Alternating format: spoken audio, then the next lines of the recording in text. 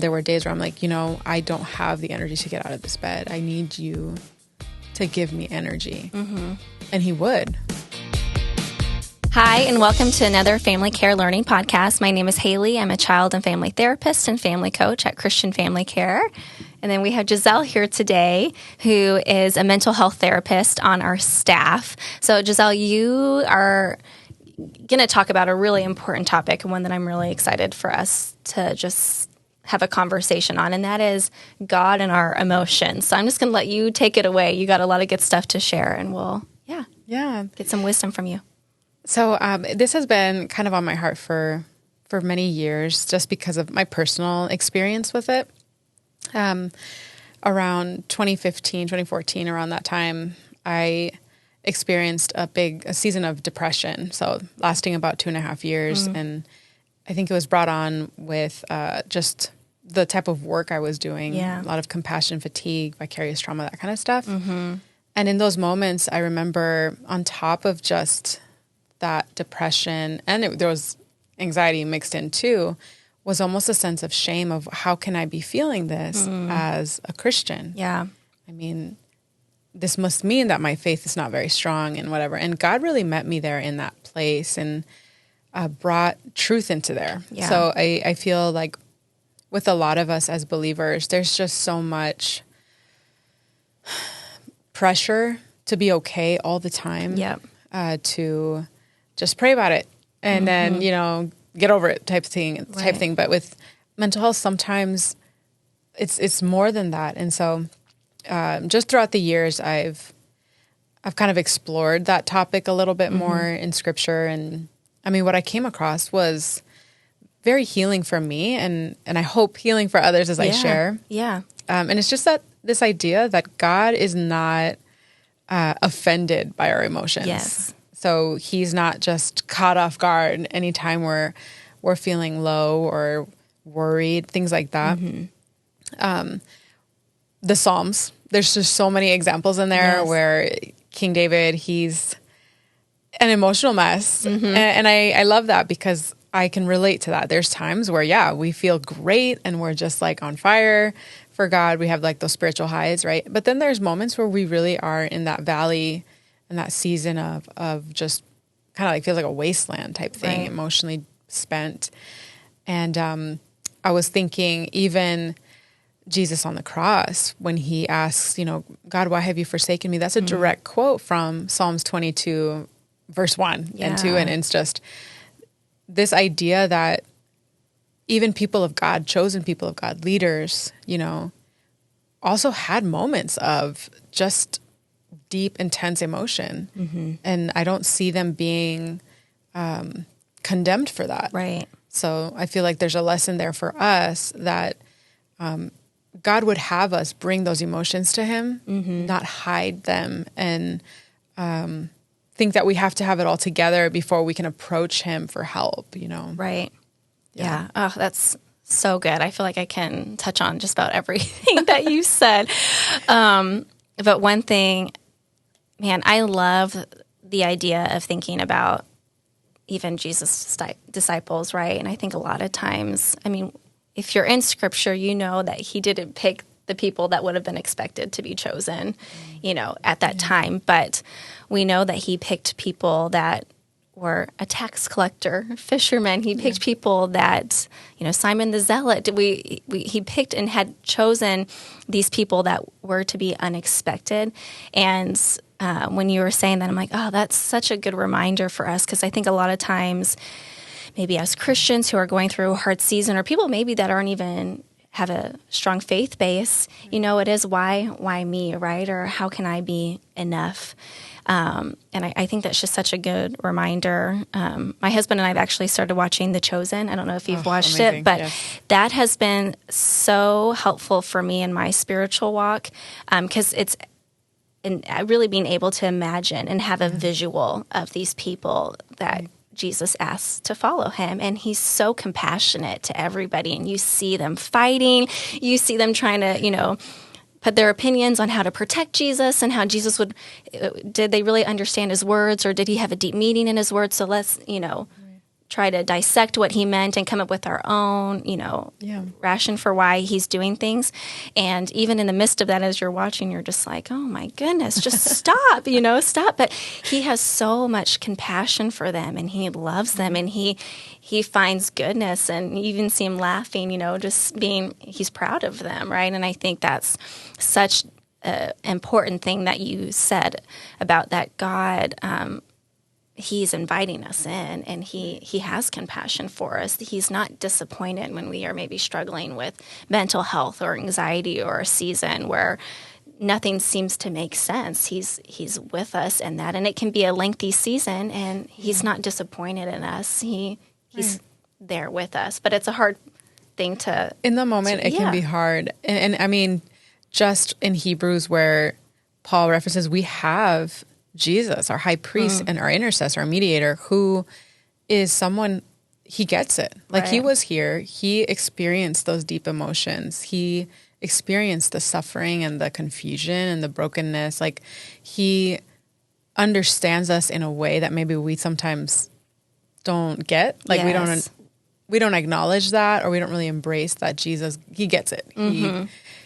I think that's part of the reason why he came down and lived a life here, with us, to be a better mediator on our behalf. And I think too, God is after a relationship with us. Yeah. And in order for a relationship to work, it's a heart-to-heart connection. Right. But if we feel we cannot show our heart, then we can't really connect deeply with God, And so I think this whole idea of I'm so ashamed of where I'm at here, it's a big obstacle, it's a big hindrance in us being able to receive that love, that healing love and presence of God into those dark places. Right. And the fact is, I mean, nothing is hidden from God. Right. Right. And he longs to be invited into those spaces so that he can start healing those areas that we're just so terrified about. Right. So, I mean, also there's this idea of spiritual warfare. So in Micah 7, verses 7 and 8, it's one of my favorite passages right now where, Micah's basically saying, do not gloat over me, my enemy. Though I have fallen, I will rise again. And even in the darkness, the Lord will be my light. And just this idea that God is our warrior. He fights on our behalf. So even in those moments when, I mean, in my own experience, I remember feeling like even breathing was so much work. I felt so tired. Yeah. The idea of getting out of bed and starting another day of work was just... I would cry because I don't know if I could do it, and just in those moments that God was my strength. He went before me. He was fighting on my behalf. He was warding off the darkness. And he does that for us in those dark places. He is the deliverer. He redeems. It reminds me of Jesus's mission statement in Luke 4, where he's like, the Spirit of the Lord is upon me, and to proclaim the good news, to set free the oppressed and the captive. And I think sometimes that captivity, that oppression is emotional. Right. A lot of it is within our own hearts and minds. So God not only understands it, he sees it, but he's also addressing it. Yes. Oh, so good. So as you were talking, I had two thoughts that I would love to just get your input and your feedback on. So the first one is how none of our shortcomings or anything that we're struggling with is hidden from God. He's all knowing. And what a beautiful thing to sit in, having that confidence. But you talked at the beginning just about how as Christians, a lot of times we feel like we can't even be open and transparent because of, are we a Christian, or do we really believe if I'm struggling with anxiety or depression or any type of mental health? And so I'd love to kind of hear from you. How did you navigate that? Because Jesus is the answer, right? Yeah. But when we feel that tension of, I don't know if I'm enough, right? In this, how as a Christian did you navigate that? Maybe feeling like you did need to be a certain way, or feel like you couldn't be transparent with others, right? In that, the first thing was confession. I confessed it all to God. I let it all open because I started realizing, oh my word, this has been a human tendency since the fall. the moment they fell and they heard God in the garden, they hid, yes, right? Yeah. And then they hid behind the blaming. So it's like, it's our innate, it's like innate in us. Yeah. We will resort to that sometimes. Right. So in that moment, just kind of sharing with God, this is where I'm at right now. Like, and I need you to meet me here because I can't. Right. So acknowledging that, what my limit was, and being very honest to God about it. And then the next, which was a little bit harder for me, was asking. Yeah. So asking for help. There were days where I'm like, I don't have the energy to get out of this bed. I need you to give me energy. And he would. There were times where I remember I would just be sobbing on the side of my bed, and like I had made it out of the bed, but I was on the floor of the bed and just like I don't know. It's so hard. And moments where I would feel arms around me, holding me together, and just inviting God into that space, into that darkness. I had to believe that he would meet me there, and that he cared enough about me not to abandon me there. And so those first two things, confession, invitation, and then worship, which was, again, another really hard thing. Yeah. Some days were better than others, but in those harder days, I'd be like, Lord, I just need you to show me what are some things today that was you, ministering to me. And I call them like God winks, what are some of the ways that you winked at me today? And it would be sometimes very simple, like the way the sun was coming in through the window, or a butterfly that, just happened to float, across my path, or a song that came on. So in those three things, when I was trying to choose, because I realized too, a lot of my thoughts and my feelings are choices I make. I can choose to dwell on the depression, or I can choose to, even if there's a lot of resistance at first, I can choose to put on a worship song.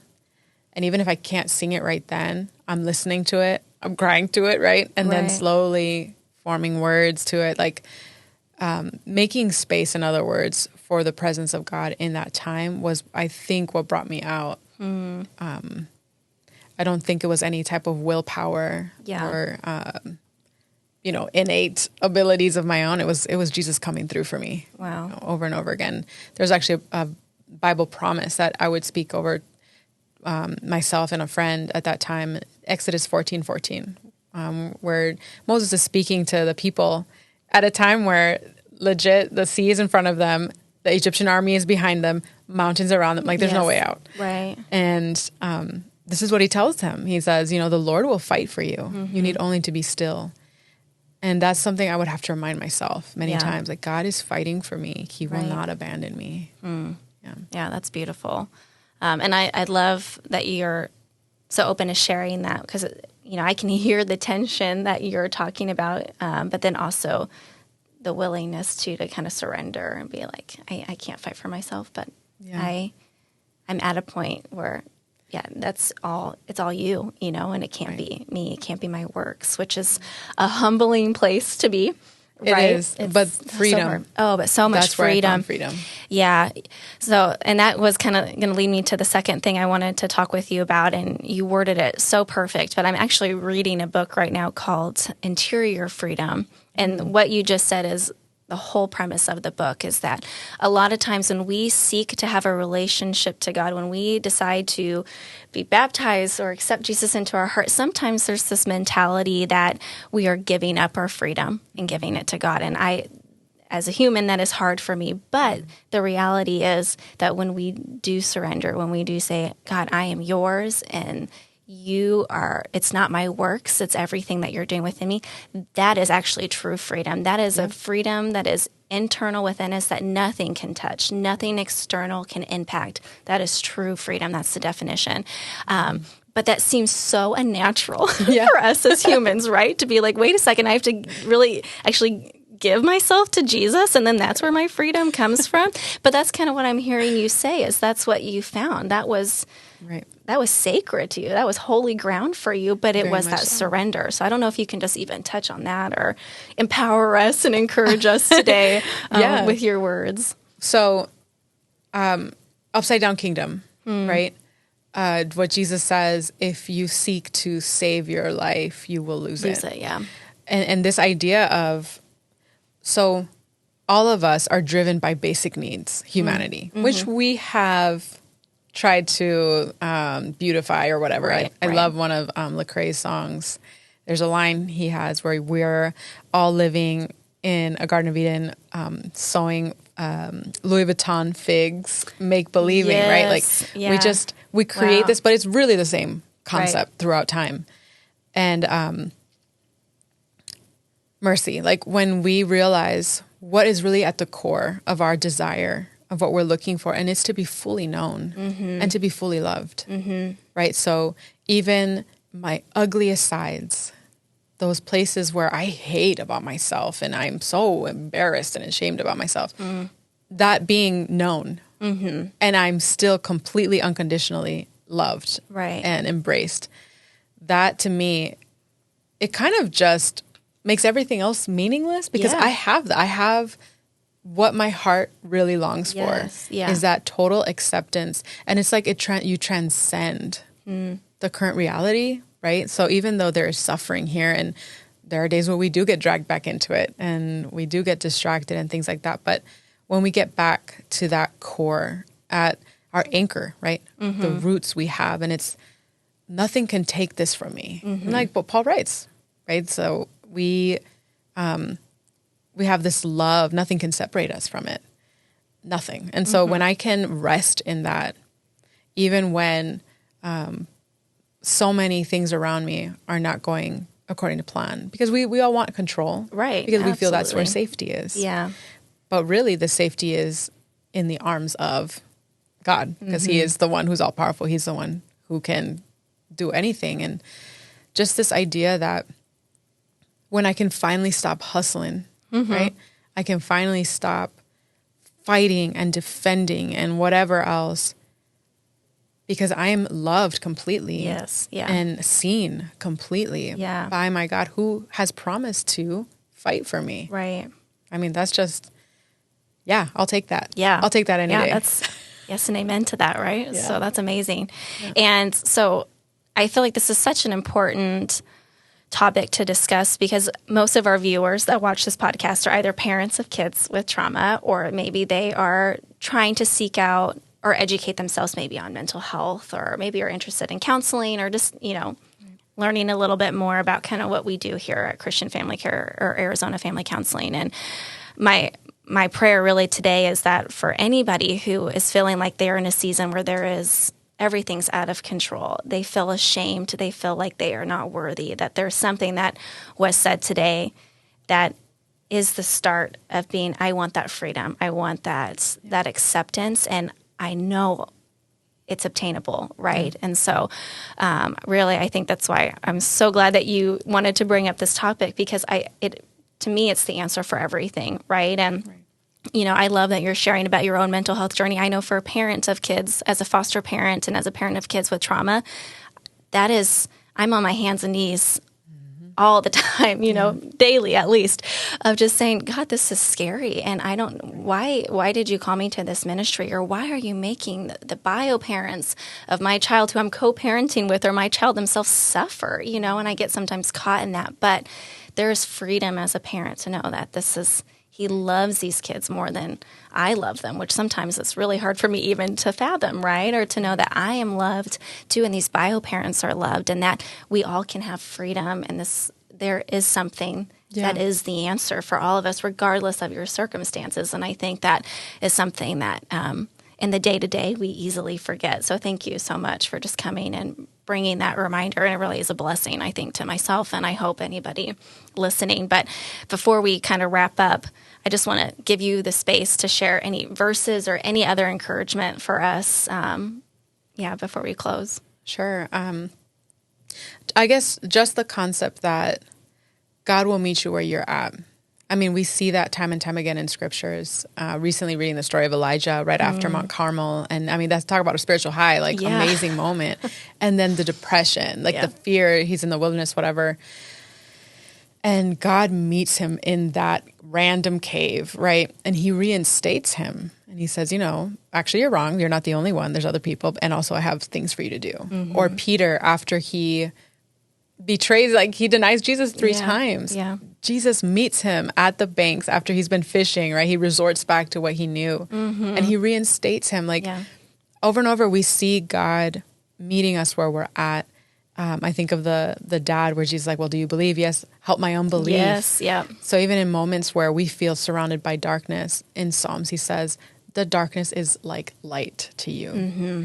So there's nothing in your life that will frighten God away or offend him or whatever. He fights for us. Mm-hmm. He goes before us. Mm-hmm. Whatever it is that he's called you to do, he does not set you up for failure. Right? He will provide for you. Mm-hmm.